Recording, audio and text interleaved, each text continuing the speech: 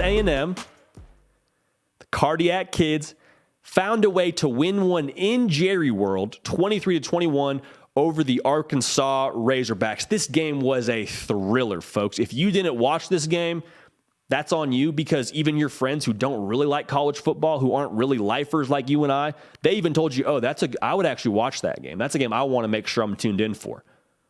So if you didn't watch it, don't beat yourself up, but let's just make sure we're on the ball next time.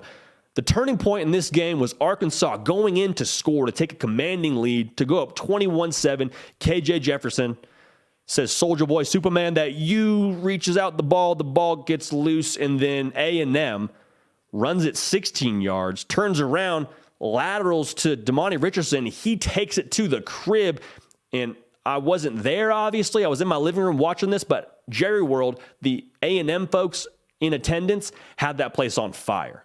And that was the swing that ultimately, I think, really allowed A&M to win that game. Offensively, kind of the same song, second verse from a week ago. Devon Achane is a stud, continues to be the catalyst for that offense. Max Johnson, we've said it before, they just look so much more competent offensively. They just look like they have a direction. They look more composed, and they ultimately played well enough to win that game. Now, in the same token, Arkansas couldn't get out of their own way. From a stat sheet perspective, probably played well enough to win, but I have a friend of mine who is a Texas A&M fan. I texted him after that field goal went off, not just the side of the upright, the top of the upright. Said, look, Jesus must be an Aggie. That's just the way that play shakes out, and that's the impression I get from that game. So ultimately, Arkansas can't get out of their own way, but let's take a few steps back, as we always do on Sunday. What does this game mean for both teams? Well, for A&M, they look good when they're desperate. I mean, think about it. After the loss to App State, after Max Johnson takes over the reins at quarterback, we have seen a very different Texas A&M football team. They played worlds better on offense, offensively, they looked worlds more competent. 23 points, nothing to write home about, but Jimbo Fisher in his postgame press conference talked a lot about how this team is maturing and progressing. They got a lot of youth. They do. Now, it looks like they'll have to be without Anais Smith, which is absolutely heartbreaking. You hope he's okay and is able to ultimately get back on the field at some point in time, whether it's this year or in the future. Bright future in front of him on the gridiron regardless, but they're going to have to count on some of these young guys. Evan Stewart played well last night. They're going to need him to step up big. They're going to need some of these young guys to kind of come more and more into their own. Because it was interesting the way that Jimbo Fisher phrased it. He said, we're just, we're not executing, but it's because we're nervous. Like, we have guys here that are doing this for one of the first times in their career. We don't have that experience yet to really just look down the barrel of the gun and be able to play confident from the first snap. It's not a matter of focus or culture or whatever. I mean, maybe some of those things play a part, but for us, it's about getting more mature, about us progressing as a program from an experience standpoint. So I thought that was intriguing.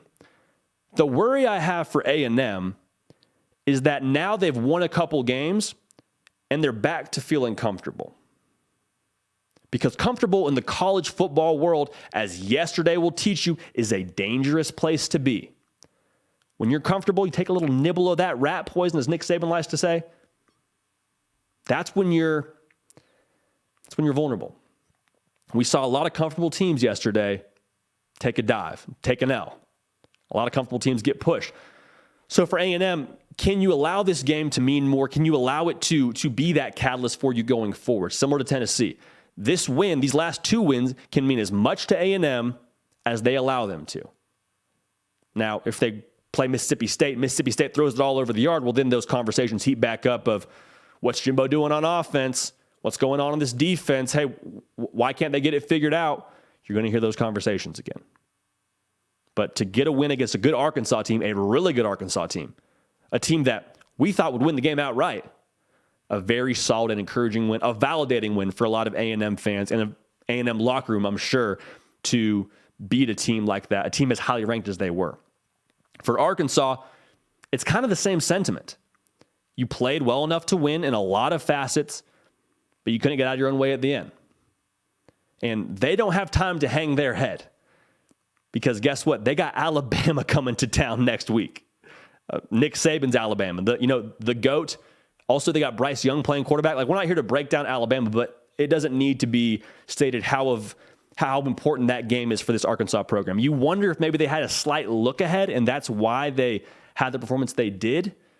But if they beat Alabama next week, I'll say it on this program, if they beat Alabama next week, they'll be looking at this A&M game and saying, gosh, dang it. Darn it. We have everything in front of us that we want, and we lost to A&M. At the same time, they may look back at this game and say, we needed that. We needed that to get our focus back, right? So Arkansas, to me, is dangerous, actually. I think potentially even more dangerous than if they had beat A&M. So both programs at an interesting point in their season, but again, A&M wins this game 23-21. That was an amazing field goal try. I had never seen anything like that off the top of the upright. Hey y'all, thanks so much for watching. Subscribe to the channel here to make sure you don't miss an episode of The Hard Count. Also be sure to check out other videos on the On3 YouTube channel.